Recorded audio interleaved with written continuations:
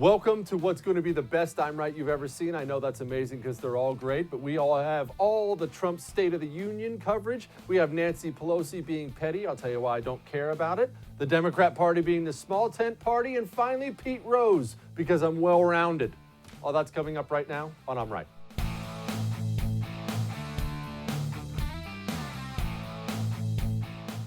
Well, in case you missed last night's State of the Union, you missed a doozy. Donald Trump hit a home run by every single available measure. Republicans, even some Democrats, independents. The guy went out there and he essentially just listed the state America's in, the state we are in now, the place where we're going, the places where we've been. He introduced America's heroes. He was awesome on all fronts. He had just the right tone, didn't take a bunch of petty jabs at Democrats, gave a bunch of standing ovations lines. It was exactly how every president from this point forward should do the State of the Union. Don't take my word for it. Here's Donald Trump at the very beginning. I am thrilled to report to you tonight that our economy is the best it has ever been. Our military is completely rebuilt, with its power being unmatched anywhere in the world, and it's not even close. Our borders are secure. Our families are flourishing. Our values are renewed. Our pride is restored. And for all of these reasons, I say to the people of our great country and to the members of Congress, the state of our union is stronger than ever before. I always love those applause lines that are clearly designed just to get applause. But yes, look, we're strong, and when you lay it all out the way he laid it out last night, it's hard to argue with the direction of the country. And understand something, before I play for you the rest of these clips and what happened, you really need to get this. The State of the Union is a campaign speech. I mean, every president has to pretend as if it's not. And we all have to do this thing. It's the people's house, and we're not there to campaign. Everything is political, ladies and gentlemen. Everything is political. The beauty of the State of the Union is the President of the United States gets to get up there. The whole country watches. He gets to give a campaign speech. He has to give it in such a way so that it doesn't sound like a campaign speech, though. And that's what Donald Trump did so well. He got up. It wasn't like one of his rallies where he's giving people dumb nicknames and things like that. He has to sound very measured and presidential. And look, I'm not saying should get all the credit. It's just that everybody's back to work. Here he is. Since my election, we have created 7 million new jobs, 5 million more than government experts projected during the previous administration.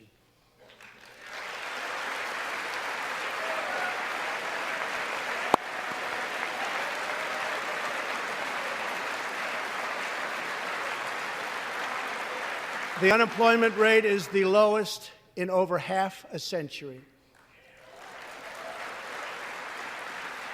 And very incredibly, the average unemployment rate under my administration is lower than any administration in the history of our country.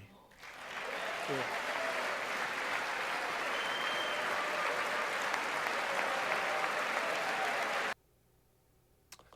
What you didn't get to see there, we cut it off because you don't need to see that garbage, was Democrats sitting down.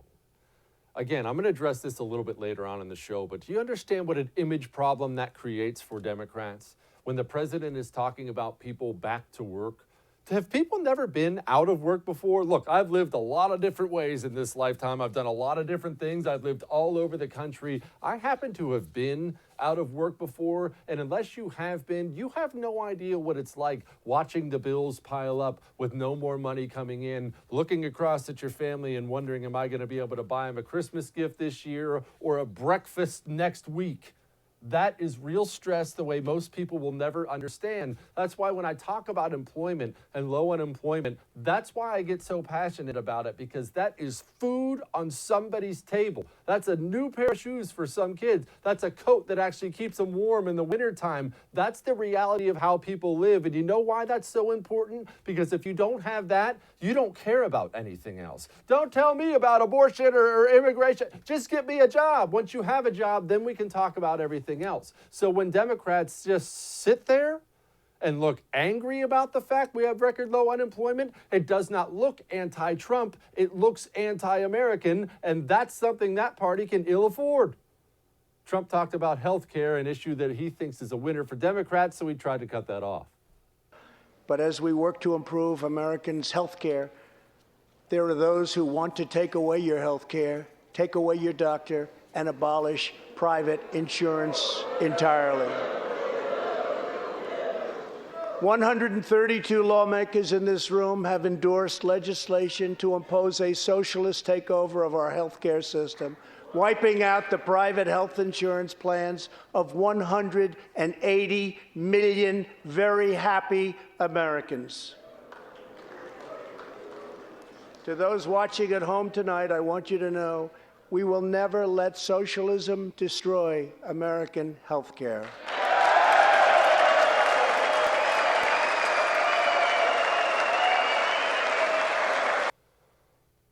Get used to Donald Trump using that word a lot between now and November, the word being socialism. He understands how that word scares Americans, and as it should. I mean, it killed 100 million people in the 20th century. It should scare people a lot. Democrats are now openly running on it, at least one of them is. In fact, many people would call Bernie Sanders the leading Democrat in the field and calls himself a Democrat socialist.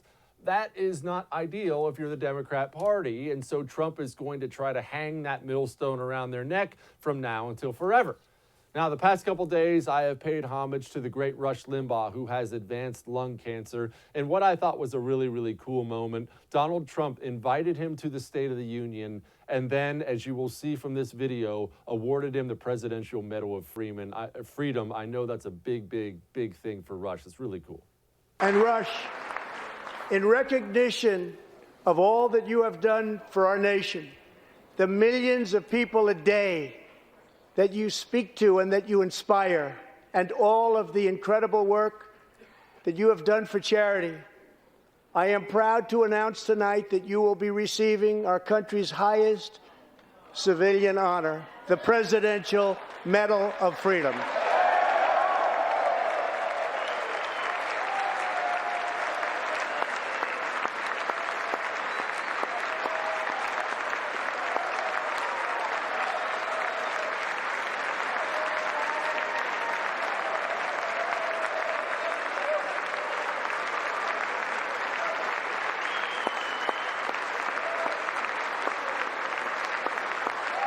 I will now ask the First Lady of the United States to present you with the honor, please.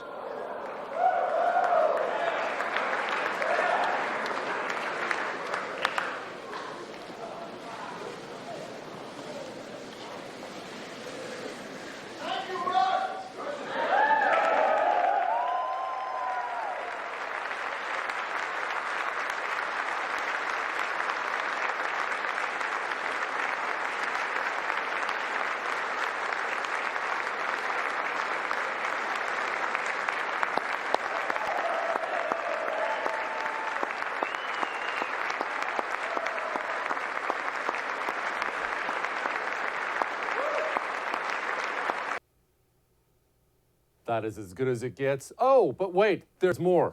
The moment that my wife turns to me and says, I'm getting goosebumps right now, was this moment, the moment a military family was reunited on national television last night. This is the last of the State of the Union stuff I'm going to show you, well, except for the Pelosi stuff. But for now, just sit back and enjoy this, people. Amy, your family's sacrifice makes it possible for all of our families to live in safety and in peace, and we want to thank you. Thank you, Amy.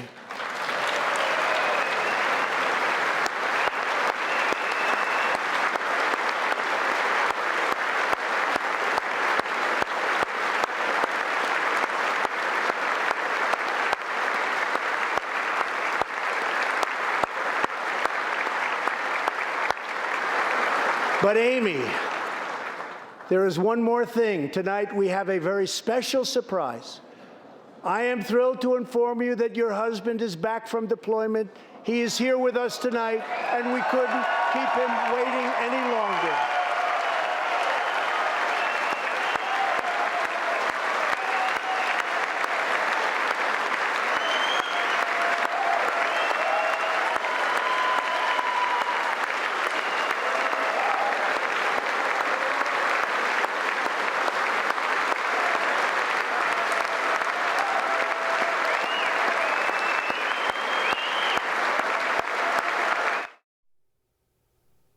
pretty cool moment. Again, masterful political moment as well. Don't think that's an accident, ladies and gentlemen. That's bread and butter Americana. You have to vote for Bernie Sanders if you hate that kind of moment. Now, Nancy Pelosi, in the moment that apparently everybody wanted to talk about after Trump's State of the Union, gets up. You see, she's given a copy of the State of the Union, and the vice president's given a copy of the State of the Union as they sit behind the president. Well, Nancy Pelosi, she's no spring chicken. She knows the cameras are so on her. As soon as the State of the Union is done, Nancy Pelosi gets up and starts ripping up the speech. Here it is.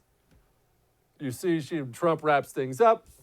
She takes things up, and very, very obviously, you see how she holds it up to her chest, starts tearing the thing down, and conservatives went absolutely crazy about this whole thing. I can't believe she's doing it. It's petty. It's ridiculous. Look, people, yes, it's petty. Yes, it's ridiculous. One, that's who Nancy Pelosi has always been. Do you remember when they took back the House? When Barack Obama got elected and Democrats took back the House, and Nancy Pelosi did that big famous walk where she walked around with a huge, like, oversized gavel, just being petty and small. That's who she is. But let me just say this. We always make fun of the leftists for being too sensitive. Don't join them in that. We're petty too. I love being petty. Petty's freaking hilarious. The president is petty. The president calls Mike Bloomberg Mini Mike. People are petty. Politics is petty. Politics is a contact sport. If she wants to get up after her whole party got socked in the jaw last night and they're laying there on the mat and she feels that it's going to accomplish something by tearing a speech in half, that's fine. And you know what? I hope she does it again the next time. You know why? Because as we're going to play for you a couple segments from now, people were watching that and thought it looked horrible. Thought it made her and the whole party look horrible. I hope she takes the next one and paper shreds it and shoots a big confetti cannon over the president the next time. It's only going to win my people votes. I don't care. Nancy Pelosi was, of course, asked about it, and this is what she said. Why did you rip the speech up, Madam Speaker? Because it was the courteous thing to do, considering the alternatives. Yeah, I don't know what that means either. All of that may have made you uncomfortable, but I'm right.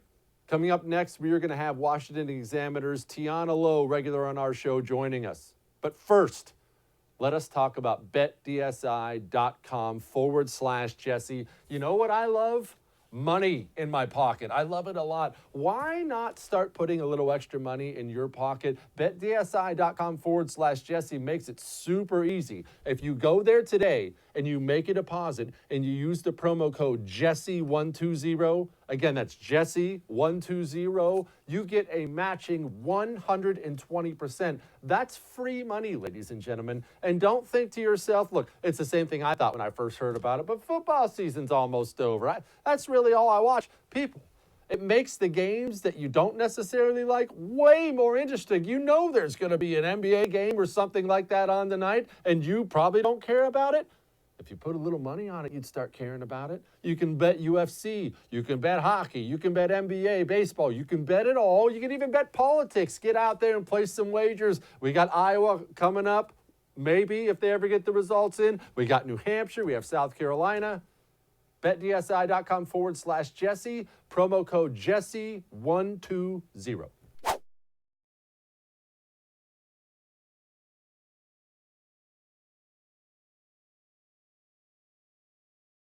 Joining me now is a writer for the Washington Examiner and obviously a regular on the show and contributor to The First, Tiana Lowe. Tiana, you are the furthest thing in the world from President Trump's biggest fan, which is why I wanted to talk to you today. I love the State of the Union, but I'm a hack. What did you think? That was, by and large, the most significant and the best executed speech of Trump's career. It comes in maybe one of the best weeks of his career. We saw this Democratic meltdown in Iowa. He's going to be acquitted today. He'll be the third president in American history acquitted in the Senate. He woke up this morning to some of the best economic news on every front that he could possibly get, and that's what he made his speech about being a unifier, about being a president who made every single American richer, freer, and more safe. It was absolutely phenomenal. If I had been hired by the Trump campaign to write a speech for him, that probably would have been it. That's quite a compliment coming from you. It seemed very, and I thought this was very smart. It seemed very, especially for him, very gentle. You know, very he really had this kind of thing going. Do you think that's him going for the suburban mom vote that he, rumor has it that he's lost, or at least as much of it as he ever had? Absolutely. I think that the Trump campaign refuses to make the mistakes of 2018. 2018, the problem is Trump leaned into his worst instincts. Instead, he made it all about immigration deals that hadn't been done, that hadn't been negotiated, that already proved to be a non-starter in the House and in the Senate. And instead of focusing on the fact that the country is wealthier and safer under the Trump presidency, it was about what he couldn't accomplish. And that obviously turned off a lot of voters in the suburbs. For all the talk that the squad gets, the reason why there was a blue wave was because you did get these sort of centrist, moderate, suburban members of Congress who won. Trump is appealing to those voters. He's pointing out, not only are you taking home a higher percentage of your paycheck, but your real wage growth is increasing, especially if you're a minority or lower income. These are selling points that are, especially considering the fact that he's an incumbent. A while back, I probably would have said Trump faced a little bit of an uphill battle, or at least it'd be a 50-50 shot. It's hard to imagine which Democratic candidate can beat him at this point. Joe Biden's whole thing is the return to normalcy. But if you look at this new Gallup data showing Americans have record confidence in the economy. They have record confidence in the fact that they're doing economically better now than they were doing 1 year ago. And it's 3 out of every 4 Americans now report saying that they'll do better in 1 year from now than they're doing today. Return to normalcy. Do we really want to go back to an era where we're less confident in the idea that we could take care of our families? Well, look, Joe Biden isn't returning anywhere except for New Hampshire after he loses yet another primary the next time. And speaking of which, Iowa, obviously, look, you and I'm going to be a senior citizen by the time we actually get the full results from the Iowa caucuses, which is just stunning to me how a party that had 4 years to get their act together and had time to whine about everything under the sun and impeach the president couldn't figure out how to tally votes in their opening state. How are they that disorganized, Tiana, when your stated goal, obviously their only goal, is to defeat Trump and defeat Republicans? You can't do the basics? They can't even crawl? They had exceptionally low turnout at the Iowa caucuses, which again is a good sign for the Trump campaign. But the fact is they can't tally the votes of 130,000 Iowans after they had 3 years to prepare for this because they had to hire all these former Hillary for America alums to take care of it. And these are the same people who want to have us trust them with our healthcare data. These are the same people who want to nationalize, 40% of the American economy with the Green New Deal and Medicare for all? No, thank you. They can't even kick off their own primary season right. It's as though Trump has made a deal with the devil and everything is working out for him in this exceptionally, Faustian way. That's the only way one can describe it. I need you to put on your Democrat hat for me for a moment. What does the future of your party look like? And I ask it for this reason. Nancy Pelosi is clearly old. And she's really, really, really old. She's going to be gone soon. She's going to retire, or she's just going to go away. And the younger Democrats right now are insane. Look, they're insane. They're walking out of the State of the Union. They're bad-mouthing Rush Limbaugh, which I get half the country hates Rush Limbaugh. The guy has advanced lung cancer. Everyone else is at least normal. That's just fine. They make themselves look awful. They can't get off their butts to clap for a Tuskegee Airman. They make themselves look terrible. Does your party take such a beating that you wise up, or do they just keep going completely off the deep end and let's just see where we end up? This is the big issue, right? So, on paper, much to our detriment, because I know that we care about federal spending and we want to decrease our deficit, the problem is that most Americans actually don't mind the notion of big government. The thing that Trump has tapped into really effectively, especially last night, seemed the populist case for capitalism. But the fact is that Democrats are missing out on this massive opportunity to cultivate a new generation of sort of the next heirs to the Obama legacy. One of the biggest mistakes Pelosi made was not making Hakeem Jeffries one of the impeachment managers. He has by and large shown himself one of the most competent, eloquent, and frankly compelling members of that impeachment management team. But instead, they have to focus on what? Propping up Adam Schiff to take over for Dianne Feinstein because she's 9,000 years old? Pelosi has no control over caucus, and the Democratic Party is very ineffective at being a party. And a part of that top-down organization is figuring how to cultivate your talent that can keep swing districts, that can keep the suburbs, that can regain control. Instead, the reins have just been handed to the Rashida Tlaibs and the AOCs, and that might get you a Time magazine cover, but that's not going to get you the Electoral College. So, it just comes down, will it just be a full-on Corbynite revolution where Bernie turning the Democratic Party into the Labor Party just burns their electoral prospects down to the ground? That's kind of what it looks like might happen. Man, that spells doom for them. If they become such a regional party, that is... All right, final question.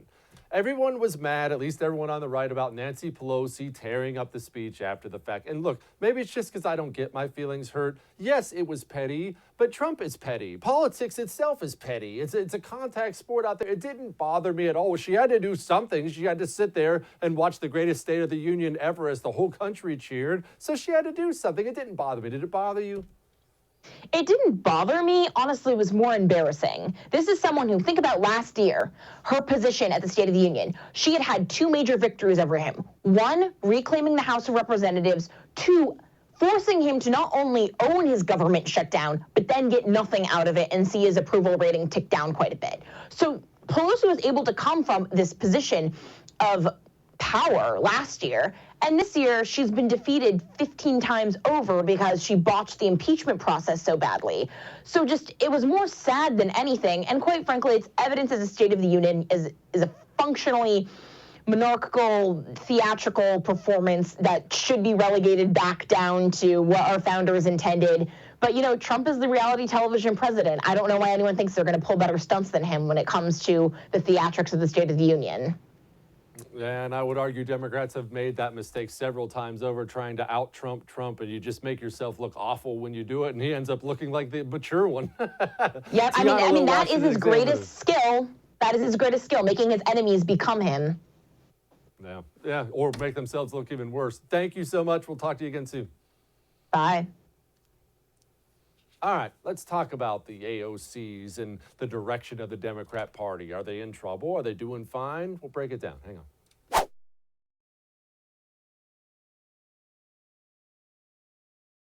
Well, look, everybody was talking last night, not just about Nancy Pelosi tearing the speech in half, but today we're talking about the Democrats who were sitting during obvious moments where anybody would clap, and Democrats who walked out and, of course, had to post their walkouts on social media, and Democrats like AOC who flat out didn't show up at all because they didn't want to legitimize things, and all these other crazy things. But people asked today, what are they thinking? What are they thinking? Why won't Nancy Pelosi put a stop to it? Why isn't Democrat leadership doing something? It looks absolutely terrible. Ladies and gentlemen, look. There is oftentimes a big difference than the person who's the leader and the one who's calling the shots. Those two things sound like the same thing. They're not the same thing. Nancy Pelosi is the leader of the Democrat Party right now. Nancy Pelosi is not calling the shots. Yes, she can be petty with her stupid tearing and it was a nice thing to do and how awful she comes off. Yeah, all those things are true. But the truth of the matter is this. She didn't want to do impeachment. That's why she held off impeachment as long as she could. Remember when she had those private conversations with AOC and Ilhan Omar and Rashida Tlaib very early on when they were going crazy and making dumb statements every day? And everybody knows they got pulled behind closed doors and told, shut up, just stop talking. However, that radical nutjob freshman wing, that leftist crazy base, they're calling the shots now. Nancy Pelosi is not calling the shots anymore. She doesn't have the numbers to call the shots anymore. She doesn't have the energy to call the shots anymore. And as a result, she has to sit there like a bump on a log behind the president during the State of the Union and watch Democrats sit on their butts during the most obvious clapping parts ever. And why is this a big deal? Well, Democrats have an image problem. What have I told you several times? Democrats have a patriotism problem. They always have. It's just always been gnawing at their party. And look, when your party stands for more government control in a country that was founded on limited government control, you are oftentimes going to be thought of as unpatriotic. However, It's not how it looks to Republicans. It's not how it looks to Democrats. It's how it looks to relatively normal people who can be, swung either way. I voted for Obama a couple times. I voted for Trump last time. That person is not a severe, serious politico hanging on every word. That person hits the high points. That person tunes into things like, oh, the State of the Union.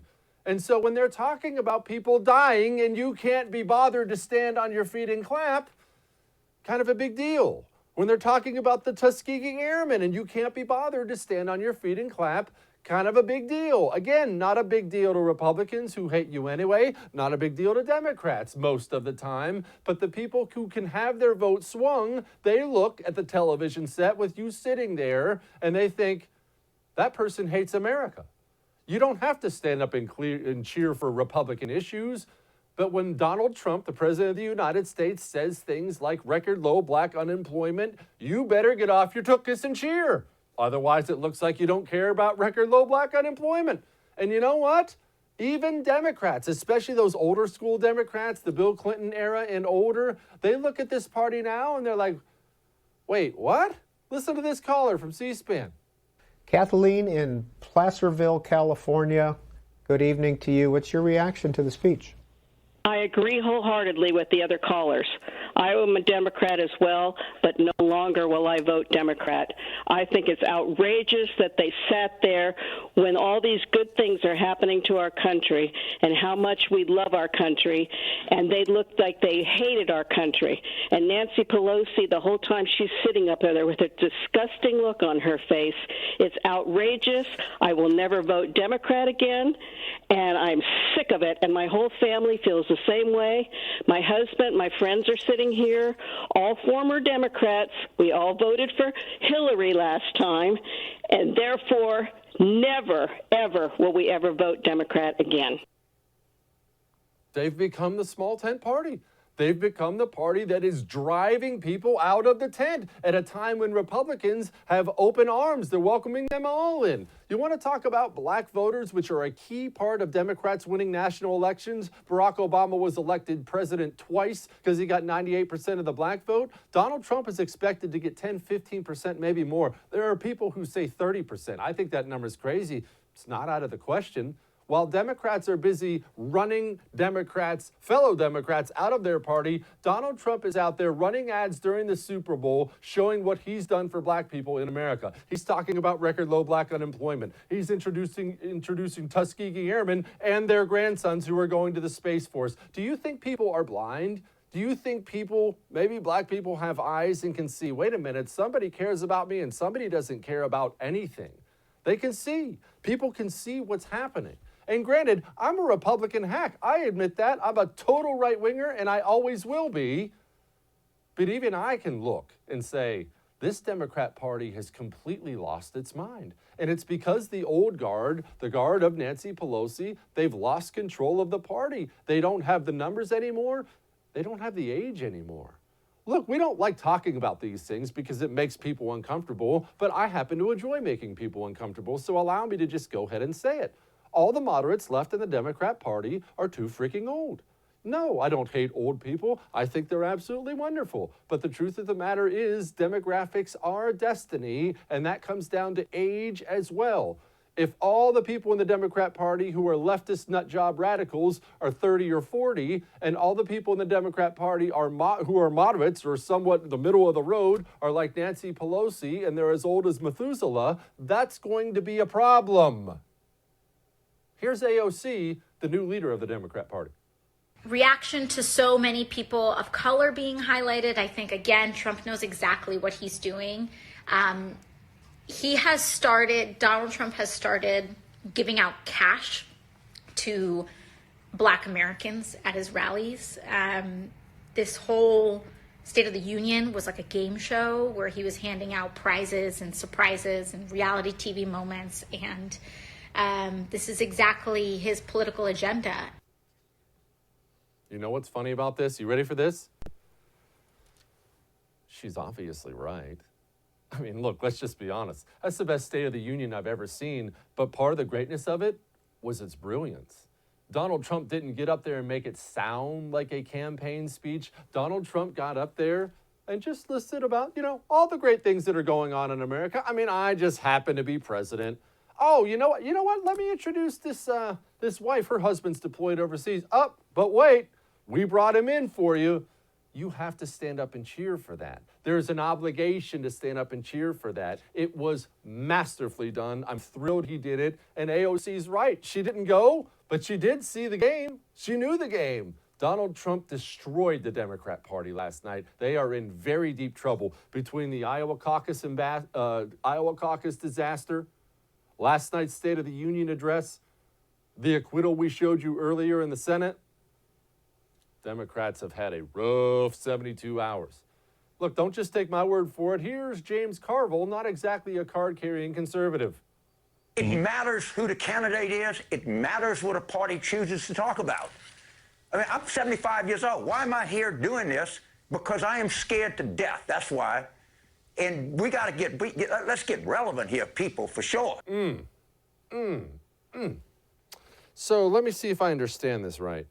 James Carville, Democrat, and I mean the Democrat's Democrat, he's out there talking to his own party after the Iowa caucuses, telling them to get their head on straight. Just so you understand what that means, we are now knee-deep into their presidential race, and we have James Carville on television saying the party's crazy. People, you've had 4 years to get it together. 4 years. There is no change in the game plan now. You remember the Chiefs-Niners Super Bowl we just watched? That would be like the Chiefs coach Andy Reid coming out with 2 minutes left in the fourth saying, guys, you know what? We need to come up with a strategy to win this game. People, the strategy you got now is a strategy you're going to keep, and it ain't a good one. Here's Elizabeth Warren, speaking of Democrat insanity and hypocrisy. Remember the Elizabeth Warren who believes that fossil fuels should be eliminated and we should go to all green energy? You might enjoy this. Yes, that is the Elizabeth Warren getting off a gas-guzzling private airplane, ladies and gentlemen. And look at that. Is that a camera? Somebody walk in front of me. Get the tall girl. Get the tall girl in front of me. And you notice, masterful politician that she is, even though she's already been busted, she stays behind her the whole time. And this coming up is my favorite part of this video, where she magically sees somebody who's away from the camera and she has to greet that person before darting into the airport. Look, never, ever, ever believe these climate change politicians, ever. Even if you're one of these people who believes in it, I don't.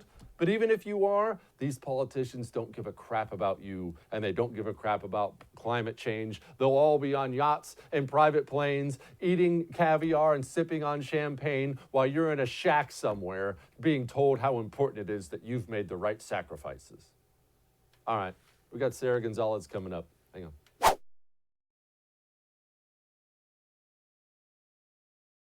Joining me now, our friend from south of the border, Sarah Gonzalez, host of the news and Why It Matters on Blaze TV. Sarah, I understand that you are angry with me for some reason. I am. I am not thrilled with you. You're definitely not going to be invited to my next birthday party for sure. Oh, what happened? Did you, what happened? Was it something I said? It was something you said, actually. You wished me a happy birthday last week or earlier this week, and apparently you wished me a happy 47th birthday, and everyone thought you were being serious, even though I am not even close, like not even within a decade of being 47. Everyone was trying to make me feel better by telling me how great I looked for 47. So thank you very much for that. I'm sure my Wikipedia will now change and read that I am now 47 years old, thanks to Jesse Kelly. So thank you. Look, you should be thanking me. So I made an innocent mistake and guessed wrong, but I showered you with compliments the rest of the day from people online. You know what? You're welcome, Sarah Gonzalez. Okay. Before we get to AOC and the direction of the Democrat Party and all those things, we might as well go ahead and hit the high points, all anybody can talk about today. One, State of the Union last night. Obviously, I loved it. I thought it was the best I'd ever seen. Was there anything you didn't like about it? I didn't love the whole thing, but I thought it was the best I'd ever seen. Yeah, I thought that it was definitely the best that I have seen President Trump ever in his entire presidency. He definitely was in his element. The only thing that I didn't like to see did not come from the president, but from the disrespectful Democrats who just could not find it in their tiny little Grinch hearts to stand for practically anything, to stand for, a premature born baby, to stand for, a veteran, to stand for people who have served our country. That was really the only thing that I didn't like to see. It didn't come from President Trump, but it came from the radical left. Which leads me perfectly into my next question. I'm such a professional and so light on my feet. It's just awesome to be me. It's amazing. The Democrat Party, the direction that they're going. And you brought this up. We have all seen, I showed everybody the C-SPAN call from Democrats in California saying, you guys look terrible. You can't stand up. The country sees it. We have record approval of the State of the Union from independents. Like 30% of Democrats are saying they loved it.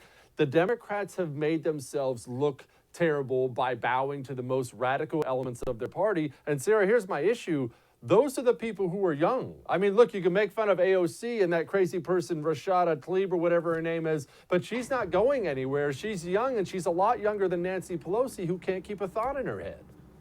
Yeah, I mean, that is very true. And, you've got Ilhan Omar as well. And I mean, I think that you really are going to see some really, really, really bad infighting and just kind of the decline of the Democrat Party as we know it, because it's going to come to a crux, all of this fighting with the old establishment and the new blood who is just so radical and so disrespectful and so unprofessional that, like we said, they can't even stand for something that all Americans should be able to agree on. All Americans should be able to unite on. And they refuse to do that because they are so diluted with hate for President Trump. So, I mean, I do think that it's not going away. It is going to continue to get worse. And the Democrat Party is definitely going to suffer for it, which, I mean, I'm not really torn up about, I'll be honest. No, I'm not torn up about it either. We even played James Carville, who was lamenting the fact that the Democrat Party is completely lost, which brings me to Joe Biden. Now, Joe Biden obviously is a political disaster. He's never been ready for prime time. He can't talk for more than 1 minute without screaming at somebody or screwing up what state he's in. But fourth place in Iowa? I mean, he's done, right? I'm not reading that wrong. He's finished? I would tend to agree with you. However, I don't think Joe Biden knows that Joe Biden is done, because Joe Biden thought that it would be a good idea to go out on the campaign trail, even though he seems to not really know what day it is or what state or city he is in at any given point in time. So I do think that Joe Biden is done. I don't think that Joe Biden knows it yet. And so it will be interesting to see what that does to the rest of the primary season if Joe Biden does not step out. We could see Bloomberg kind of swoop in at just the right time and replace Joe Biden as, the quote moderate, at least within, this bunch of candidates, the quote moderate who, at least has his wits about him. But I mean, when you really look at it, that's all that the Democrats can offer, right? They've got crazy old man socialist and, well, he's a billionaire, but at least he knows what day and time it is. I mean, it's a sad state of affairs over there on the left. The paper tear heard round the world. Everybody saw Nancy Pelosi tear up the speech. Everyone's talking about it today. I will say this, I differ from a lot of people on the right. Everybody was so mad about it and called it petty. I mean, look, let's be honest, even though I love the guy, Trump is petty. I mean, Trump called somebody horseface, and he talks about how short Mike Bloomberg is. That politics is petty. Politics is a contact sport. It really didn't bother me at all. What say you?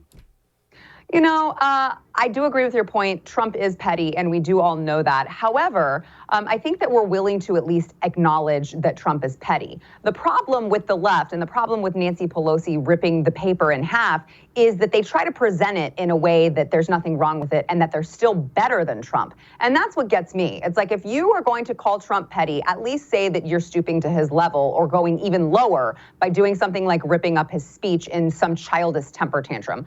Don't go out and say, well, Trump is awful, but we're rising above and we're trying to extend a hand and unite the country, when it's very clear that that's not what you're doing. So I do agree with you. I mean, I wasn't personally offended by it. I did think that it spoke volumes about what Nancy Pelosi thinks about the country winning at all of these things. She clearly doesn't like it, and I think that that's very sad. But I just wish that they would just at least admit what it is that they really are. which is they are petty, they are, they're childish, they're immature, and at least they could admit that that's what they're playing with. They're trying to fight fire with fire, and then maybe it would be an even playing field. Mitt Romney gave a speech today. Obviously, he voted, to convict Donald Trump, and it's very Mitt Romney. Why did he do it? I have my own theory. I want the Sarah Gonzalez theory. You know what? I think that Mitt, honestly, he obviously does not want to be reelected in Utah, because even in a place like Utah, he's underwater as far as polling goes. So it's definitely not for reelection, in my opinion. I think that Mitt wants to try to be the next John McCain. I think that he, wants to take the recognition as this new maverick who, dares to go meet on the other side and meet halfway and go across the aisle. And I think that he is not picking his battles wisely. And I don't think that we will see him have a long-term career where he is now, because I don't think that the people of Utah appreciate what he's doing. It just feels like he's reaching just for the sake of saying, look what I did, I came to the other side. Yeah, I tend to agree. Sarah Gonzalez, host of the news and Why It Matters. I'm glad to see you're wearing real fur today, by the way. The animal rights activists are going to love that. Eat it, PETA. Suck it. Be good. We'll talk to you again real soon. Thank you. All right. We have something in E-Block you're going to want to stick around for. E-Block is the last block. Sorry, sometimes I get a little inside baseball. I've been doing this for a year now. What can I say? Hang on.